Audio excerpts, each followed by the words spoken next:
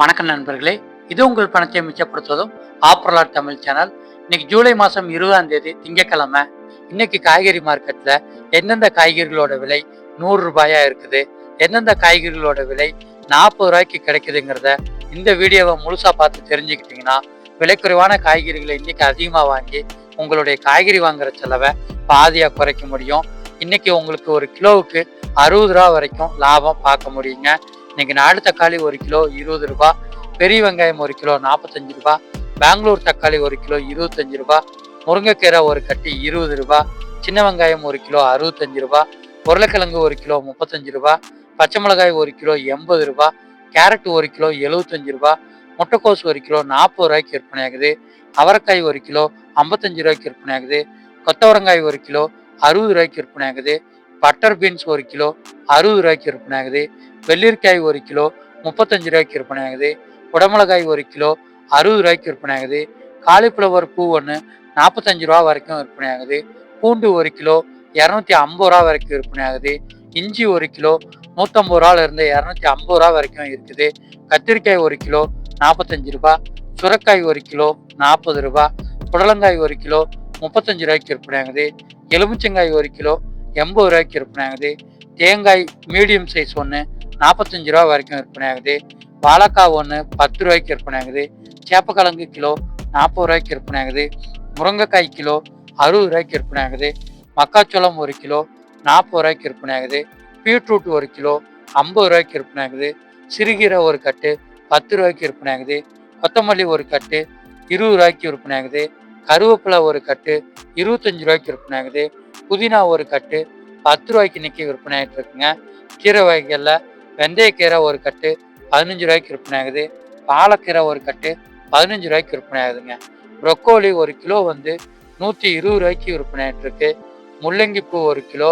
30 ரூபாய்க்கு விற்பனை ஆகுது, பீக்கங்காய் 1 கிலோ 45 ரூபாய்க்கு விற்பனை ஆகுதுங்க, பூசணிக்காய் 1 கிலோ 30 ரூபாய்க்கு விற்பனை ஆகுது, சவுச்சவ் 1 கிலோ 35 ரூபாய்க்கு விற்பனை ஆகுது, பட்டாணி 1 கிலோ 150 ரூபாய்க்கு விற்பனை ஆகுது, கோவக்காய் 1 கிலோ 40 ரூபாய்க்கு விற்பனை ஆகுது, வெண்டைக்காய் 1 கிலோ 45 ரூபாய்க்கு விற்பனை ஆகுது, சேனக்கிழங்கு 1 கிலோ 60 ரூபாய்க்கு விற்பனை ஆகுது, காளான் ஒரு பாக்கெட் 50 ரூபாய்க்கு விற்பனை ஆகிட்டு இருக்கு,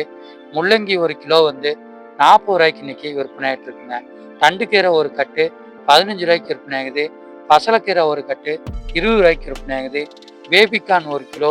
60 ரூபாய்க்கு விற்பனை ஆகுது, பாகக்காய் 1 கிலோ 55 ரூபாய்க்கு விற்பனை ஆகுது, ஒயிட் கத்திரிக்காய் 1 கிலோ 50 ரூபாய்க்கு விற்பனை ஆகுது, குடமிளகாய் 1 கிலோ 120 ரூபாய்க்கு இன்னைக்கு விற்பனை ஆகிட்டு இருக்குங்க. குடமிளகாய் சிவப்பு 1 கிலோ 140 ரூபாய்க்கு விற்பனை ஆகுது, ப்ரொக்கோலி பெரிய பீஸ் ஒன்று 80 ரூபாய்க்கு விற்பனை ஆகுதுங்க, சவுச்சவ் 1 கிலோ